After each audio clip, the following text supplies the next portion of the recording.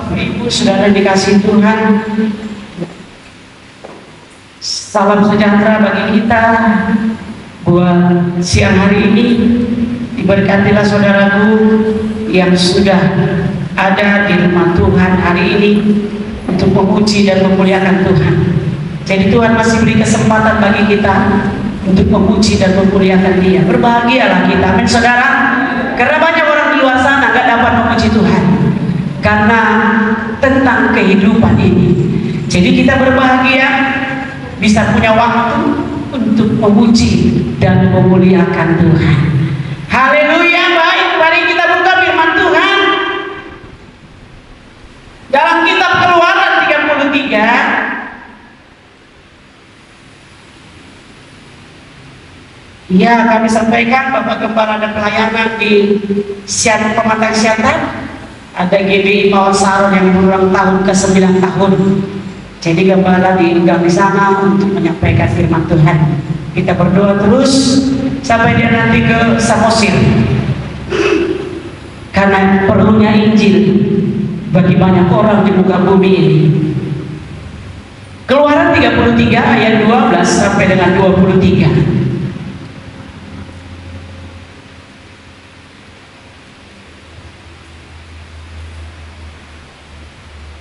Saya akan baca ayat yang ke-12, Jemaat Tuhan ayat yang ke-13, dan ayat yang terakhir nanti kita bersama-sama. Demikian firman Tuhan. Lalu berkatalah Musa kepada Tuhan, memang Engkau berfirman kepadaku, suruhlah bangsa ini berangkat, tetapi Engkau tidak memberitahukan kepadaku siapa akan Kau utus bersama-sama dengan aku. Namun demikian Engkau berfirman, aku mengenal namamu, dan juga Engkau mendapat kasih karunia di hadapanku.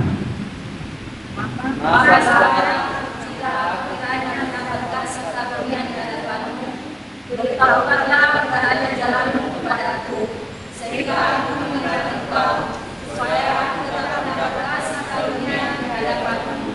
Ingatlah bahwa bangsa ini umatmu.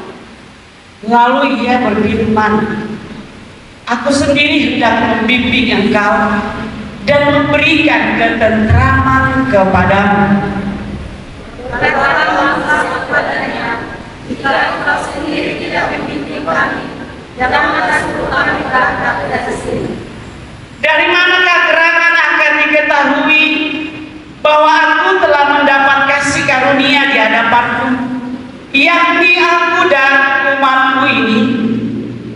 Bukankah karena engkau berjalan bersama-sama dengan kami, sehingga aku dan umatmu ini dibedakan dari segala bangsa yang ada di muka bumi ini? Berfirmanlah Tuhan kepada Musa, engkau akan dapat melakukan tindakan Engkau, karena engkau akan mendapat kasih karunia di hadapanku, dan aku mengenal engkau. Tetapi jawabnya, perlihatkanlah kiranya kemuliaanmu kepadaku.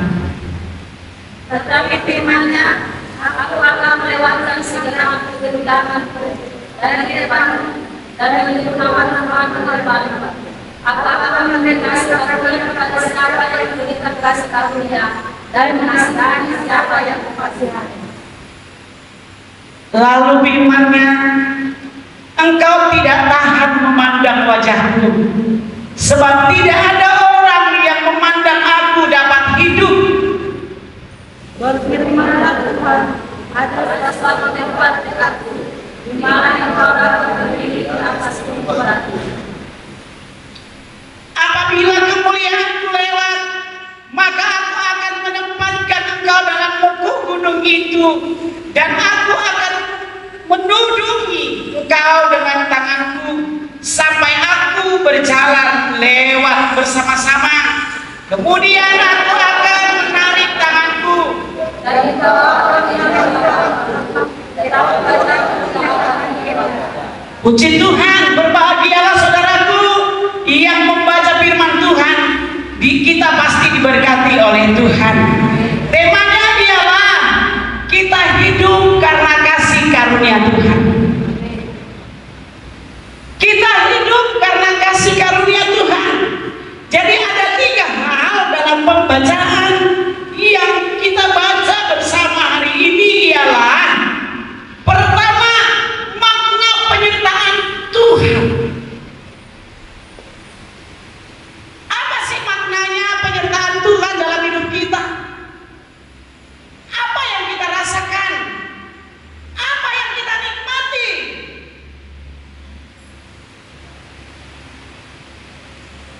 Karena Dia sudah berjanji,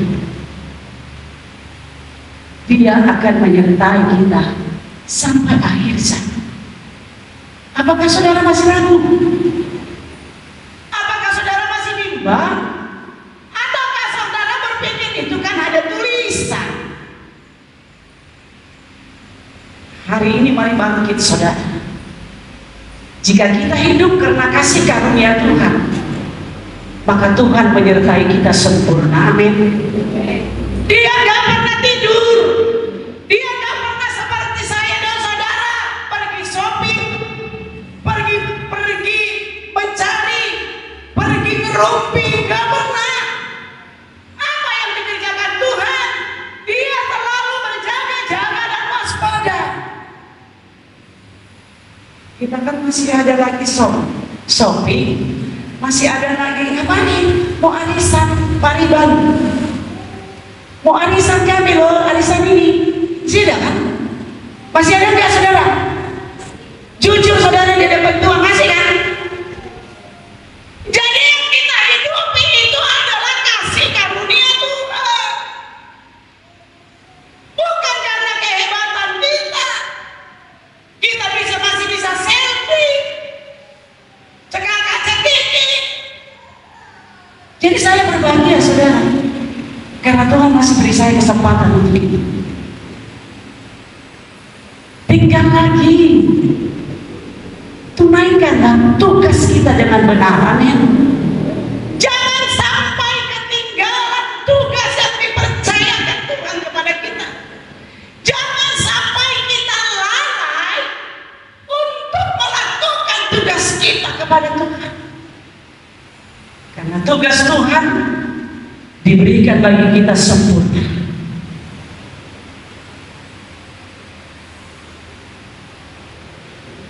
Kapankah terakhir kita untuk berdoa meminta tuntunan Tuhan? Atau setiap pagi kan kita minta kepada Tuhan tuntunan Tuhan? Setiap kita berdoa kita katakan ya Tuhan, tuntunlah perjalananku, peliharalah aku sepanjang aku berjalan, sepanjang aku bekerja, supaya aku melakukan ini itu. Pernahkah kita itu setiap hari? Ataukah waktu baik-baik saja? Terkadang orang sering begini, waktu baik-baik saja dia lupa sama Tuhan, tuntunan Tuhan. Waktu dia menampung berkat Tuhan berlimpah-limpah, dia lupa tuntunan Tuhan. Banyak di dunia ini seperti itu saudara. Karena dia mulai mengangkatkan kepala, mulai dia membongkar jalan, dia berjalan dengan, karena dia diberkati oleh Tuhan, karena dia dicukupkan oleh Tuhan, sehingga dia lupa bagaimana itu terjadi karena kasih karunia Tuhan. Waktu datanglah pencobaan itu, orang sering berkata begini, udah lupa ya Tuhan ini kepadaku. Kayaknya nggak disertai Tuhan lagi aku, karena nggak diberkapi Tuhan lagi aku. Padahal firman Tuhan katakan jelas saudara, bukan tangan Tuhan yang kurang panjang untuk memberkati. Tapi apa saudara? Dosa saya dan saudara lah yang menghambat berkat itu.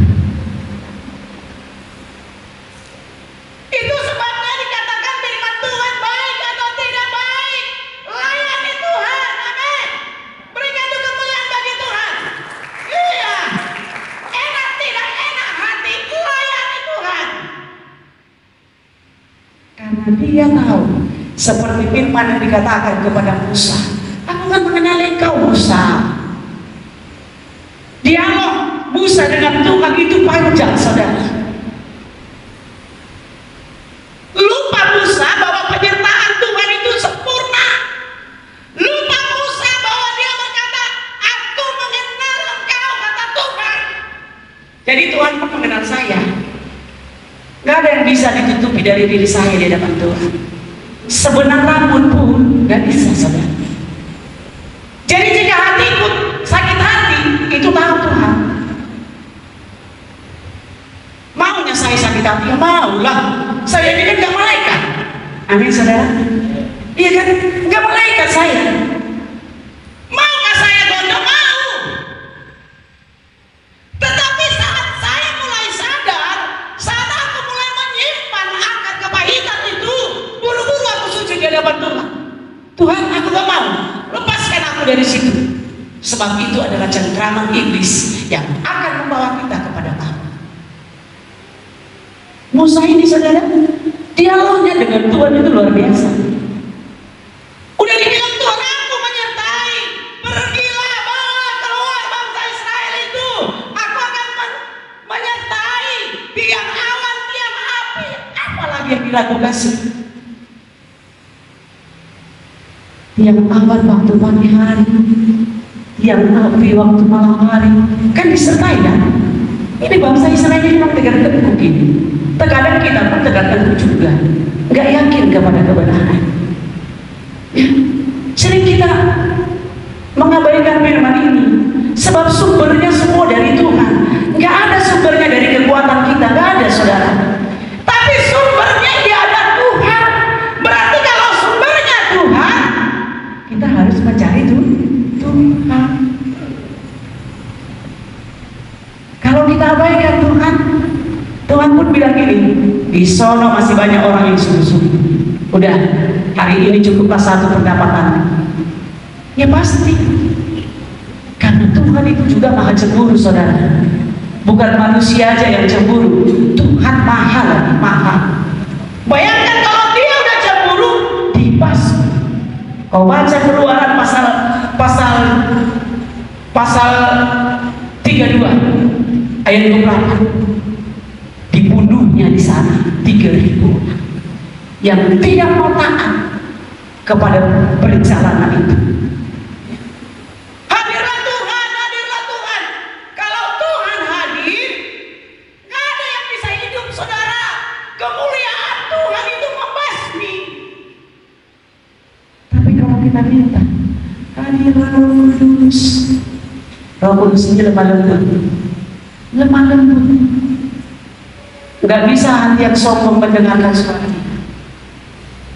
Gak bisa orang yang sakit hati mendengarkan suara Roh Kudus. Gak bisa. Karena dia gak mau dilewati kita. Jadi mulai dipahami firman Tuhan ini, saya pikir begini, ya untuk apa dilewati aku? Buat apa aku simpan yang sakit itu, kan aku nih. Iya kan? Kalau sakit hati siapa yang sakit? Bapak Ibu? Jujur dulu. Atau si David ini yang sakit kalau sakit hati saya? Enggak kan? Saya kan David. Jadi mari bebas daripada itu. Karena dalam kehidupan ini enggak seperti yang kita mau, tapi yang seperti Allah mau. Berikan dulu kemuliaan bagi Tuhan. Dia penyertaan Tuhan itu sempurna. Tolong dibaca dulu ayat 12 sampai 13 itu. Apa dikatakan firman itu? Siapa yang lebih cepat, lebih diberkati?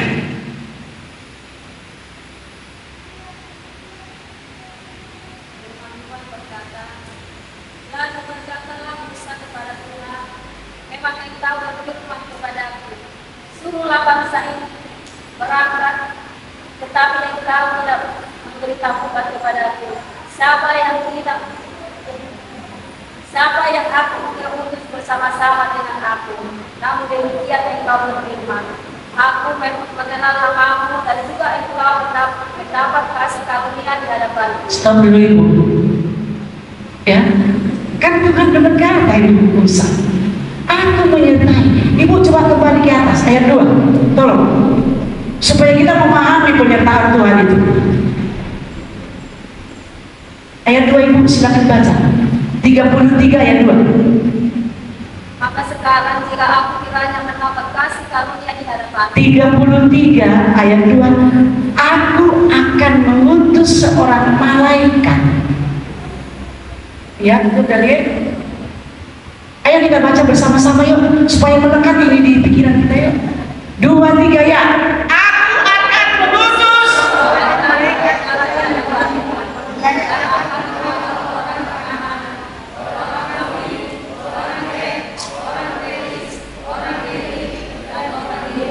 Iya, ada malaikat, amin. Dia mengutus malaikat. Berapa bangsa itu dipunahkan? Berapa bangsa itu? Mulai Kanaan, Amori, Het, Peris, Lew, Hewi, Yebus. Dimusnahkan oleh Tuhan. Karena apa? Karena mengutus menyertai anak-anak Tuhan yang diberkati oleh Tuhan, amin. Jadi jangan takut saudara. Karena dia menyertai malaikat Tuhan. Seberat apapun kehidupan ini, kita jangan takut. Karena dia menyertai kita.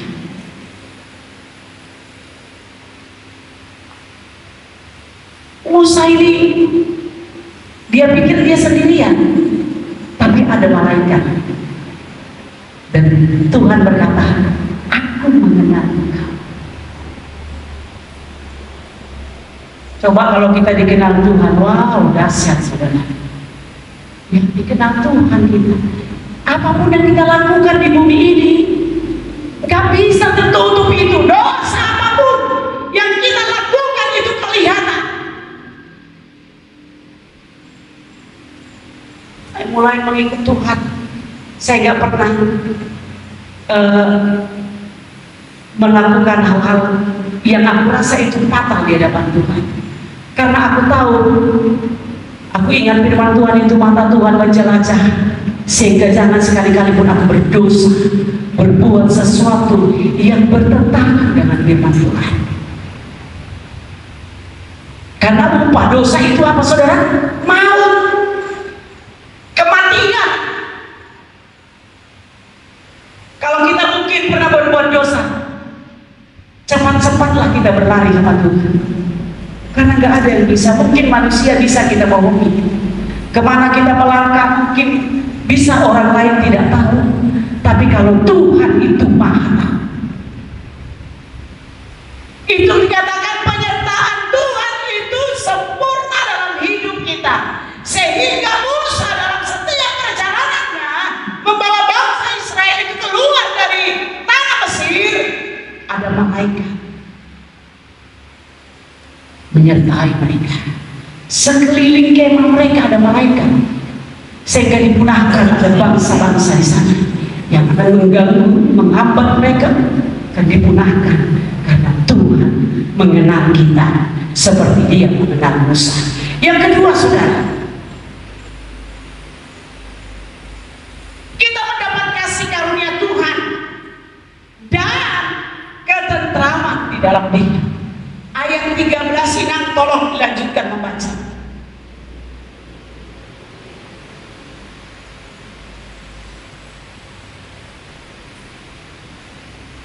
Siapa yang duluan mendapat? Silakan.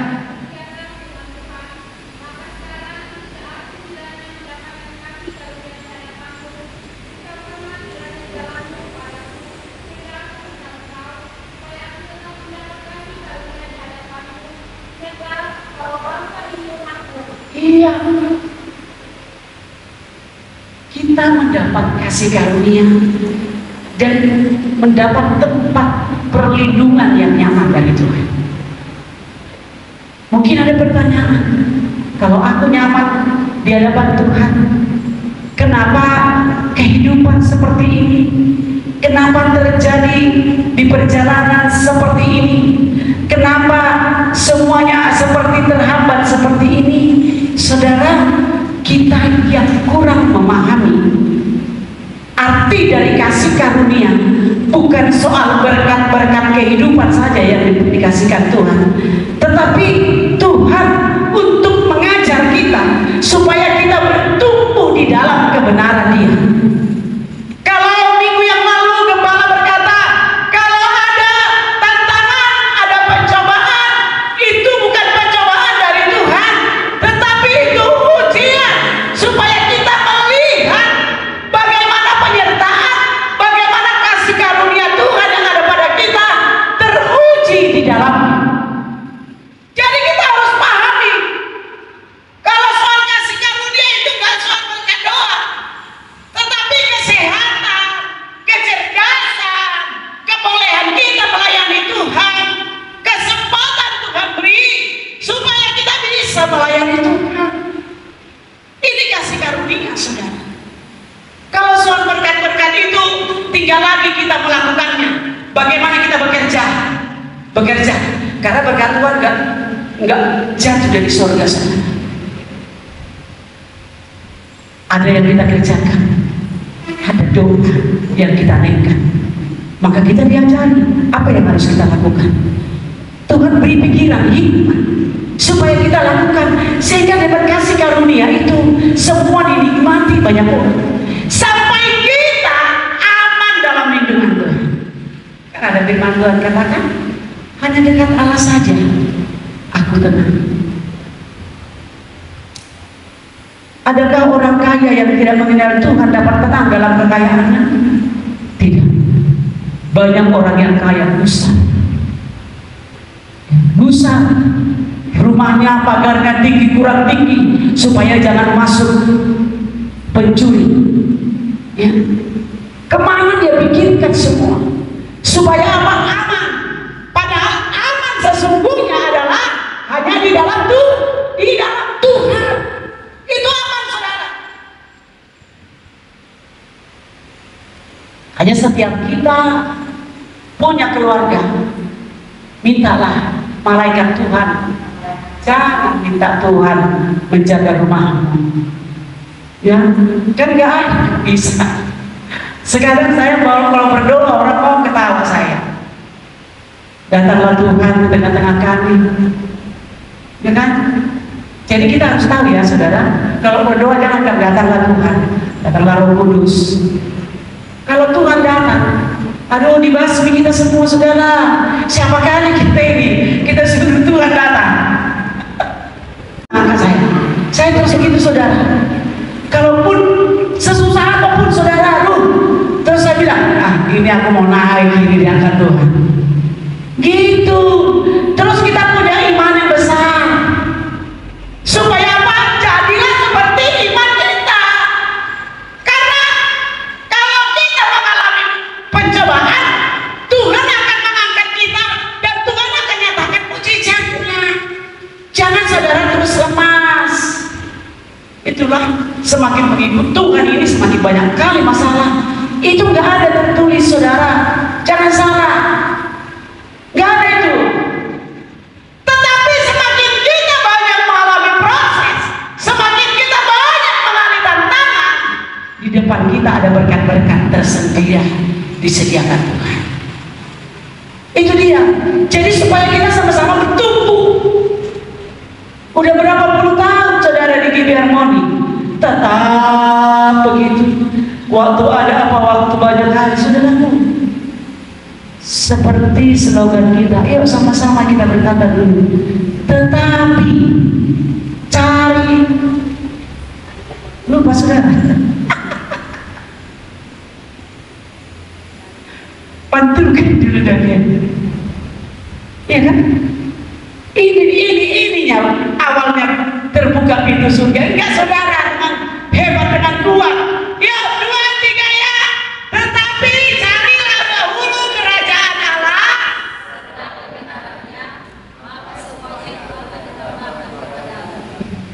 Ada jangan dikurangi ya, ada tetapinya. Ada kan Daniel? Tetapinya ada ya. Seringkali kita lupakan ini. Gak boleh ya kita kurangi, kita tambahin. Yuk, lebih kencang lagi sama-sama kita. Tetapi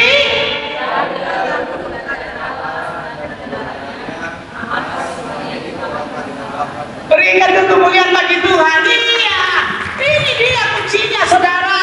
Ini kuncinya. Lewat dari situ, saudaraku, yang kita cari itu banyak pun. habis ditelan tak kemana.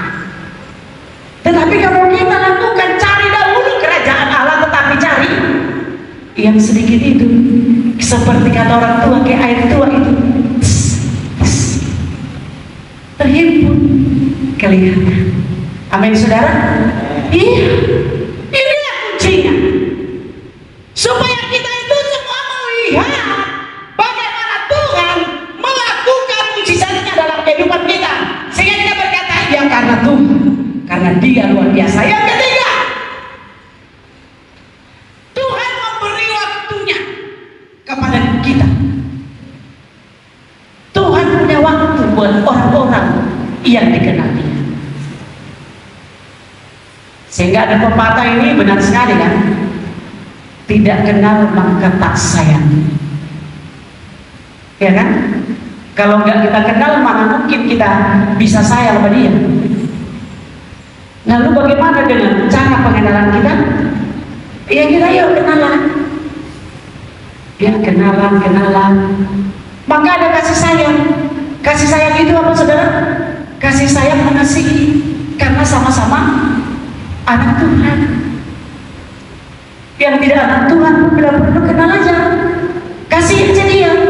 Lewat kasih yang kita buat itu, pasti Dia bertanya, kau kok begitu baik sih sama aku? Ya kan? Jadi karena saya dikenal Tuhan, saya tidak takut. Kemanapun Tuhan bawa, saya tidak takut. Karena Tuhan pasti bawa kepada kebaikan, kepada jalan yang benar, kepada jalan yang membuat damai sejahtera. Karena Dia berkata, hanya satu jalan, yaitu Yesus Kristus Tuhan, jalan keselamatan. Nggak ada yang selain itu saudara. Lalu bagaimana yang lain, itu gak urusan kita. Yang penting kenali juru selamat kita, Yesus Kristus.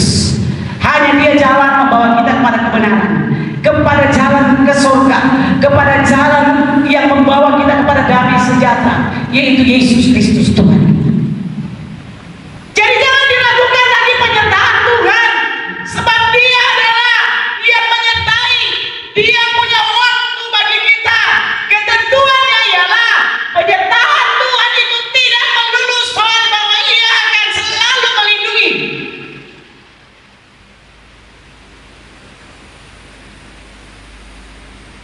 Paham enggak saudara?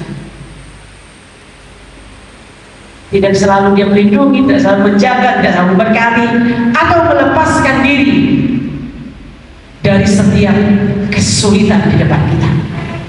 Penyertaan Tuhan itu lebih kepada kasih karunia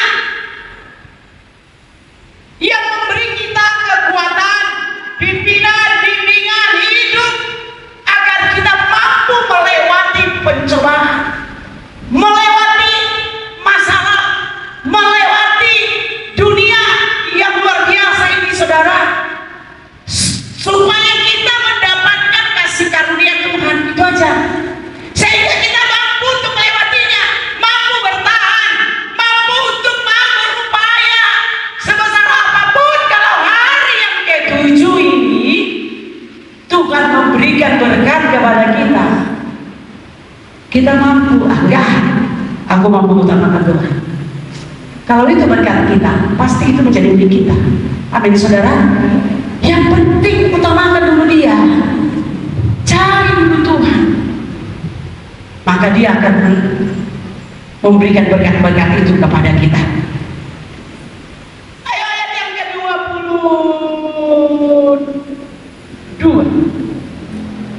ke-21 begini.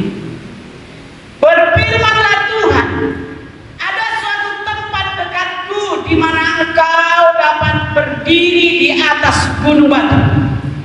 Apabila kemuliaanku lewat, maka aku akan menempatkan engkau dalam lekuk gunung itu, dan aku akan menduduki engkau dengan tanganku sampai aku berjalan lewat. Bayangkan saudara. Ya kan, kita berusaha. Bangsa itu ditahan. Jadi ini dia saudara. Makanya bangsa Israel ini sampai saat ini diberkati Tuhan itu luar biasa. Bangsa yang powernya super, ya, bangsa yang kuat. Kita juga menjadi Israel rohani. Amin. Kuat itu loh, nggak mau terkecohkan, nggak mau terombang-ambing. Lihat peperangan Israel, ya sekali membor mati banyak kali. Sekali menumpas, banyak yang ditumpas. Jadi itu sebabnya saudara, jangan kita takut